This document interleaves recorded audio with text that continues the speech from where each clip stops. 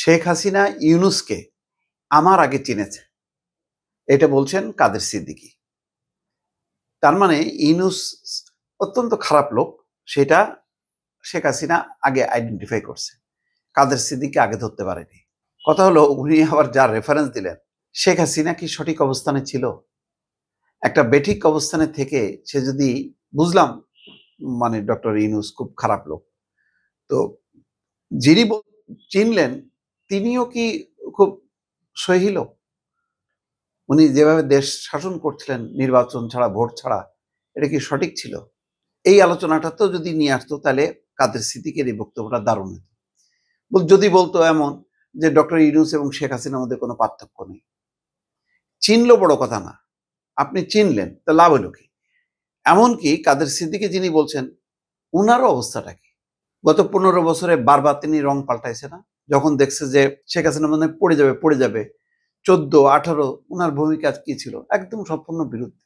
আবার যখন দেখলো যে 18 পরের টিকে গেছে, তখন মনে করছে যে এটা তো অক্ষয়, এটা তো আর ধ্বংস হবে না, তখন তিনি ভুল পাল্টাইলেন। উনি কি সঠিক ট্র্যাকে আছে?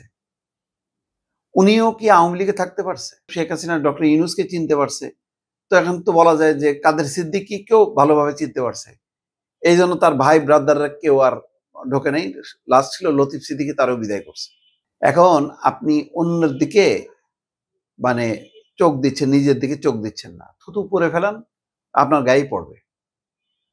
তো কাদের সিদ্দিকী ডক্টর ইউনূসের সমালোচনা করছে। ডক্টর ইউনূসের অনেক সমালোচনার ব্যাপার থাকতে পারে, কিন্তু ভাই আপনি হঠাৎ করে শেখ হাসিনা এর মধ্যে টেনে আনলেন, যিনি গণহত্যা মামলার 1 নম্বর আসামি, বাংলাদেশের একটা ফ্যাসিজম চালুর ক্ষেত্রে যার হলো নেতৃত্ব, যার কর্তৃত্ব একেবারে সম্মুখভাগে।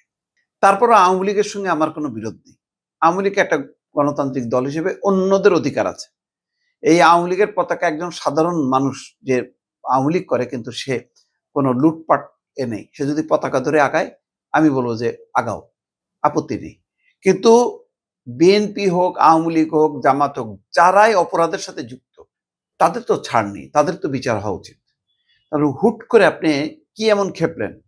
লতিফ সিদ্দিকীর ব্যাপারে আমি বলছি যে এইভাবে তাকে আটক করা ঠিক হয়নি, যার সাথে আওয়ামী লীগের অনেক দিনের সম্পর্ক নেই, 71 মঞ্চ 71 বানায় তারা একটা বক্তব্য দিচ্ছে, এটা তার অধিকার। আপনি সেটাকে কাউন্টার করেন, বলেন যে ওখানে যে বক্তব্য দেওয়া হচ্ছে সেটা আওয়ামী লীগের বয়ান, আওয়ামী লীগকে প্রতিষ্ঠিত করার চেষ্টা, আপনি সমালোচনা করেন। কিন্তু আপনি তাদের রাষ্ট্র বিরোধী আইনে আটক করে কারাগারে 5-7 মাস রেখে দেবেন, সেই সাথে পান্না ঢুকবে, আবুল মোহাম্মদ শহীদ খান থাকবে, কার্জন ঢুকবে, এটা আমারও পছন্দ না। কিন্তু হঠাৎ করে আপনি বলতেছেন ডক্টর ইউনূসকে শেখ হাসিনা আগেই চিনছিল, এইটা তো ঠিক হইল না। বলছে যে ডক্টর ইউনূস সুদখোর, আর আমি ভাবতাম ইউনূস ভালো মানুষ।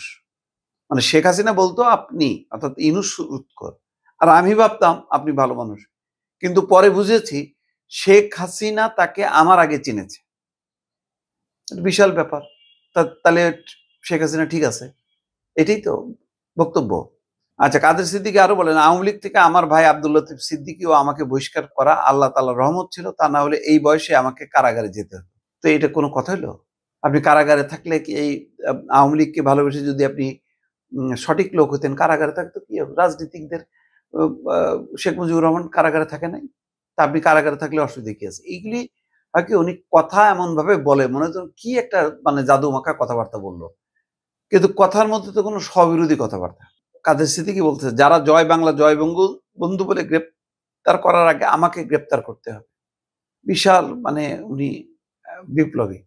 তো যাই হোক, শেখ হাসিনাকে যারা পতন ঘটিয়েছে আমি তাদের ধন্যবাদ দিয়েছিলাম, কিন্তু জুলাই আগস্টের পর তাদের কার্যক্রমের একটি কাজও আমার ভালো লাগেনি। হ্যাঁ, আমারও কাজে ভালো লাগেনি, কিন্তু তাই বলে এই পতনের বিষয়টাকে আমি সমর্থন হারাবো, সেটা তো আবার ঠিক না।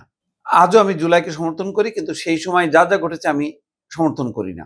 যাক, ওনার কথাবার্তা এদিক ওদিক করে উনি একটা মানে ওনার একটা অবস্থান তৈরি করার চেষ্টা করছে। এগুলি হলো কি হিপোক্রেসি।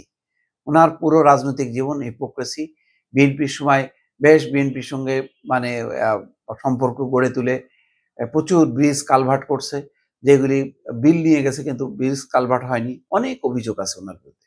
তারপরে 1 টাকার বিনিময়ে মোহাম্মদপুরে সেই বাড়িটা লিখে নেওয়া, হ্যাঁ, এই গণভবনে যে ঠিক দ্বাদশ আমির নির্বাচনের আগে দিয়ে এইগুলো আপনি যখন সমালোচনা করেন তখন ওই সমালোচনাগুলো খায় না এই কারণে যে আপনিও সঠিক জায়গায় নেই।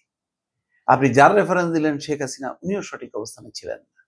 সুতরাং ডক্টর ইউনূসের সমালোচনা করব কিন্তু যদি রেফারেন্স দেন আরেকটা ভুল লোকের সেটা মানব না দর্শক।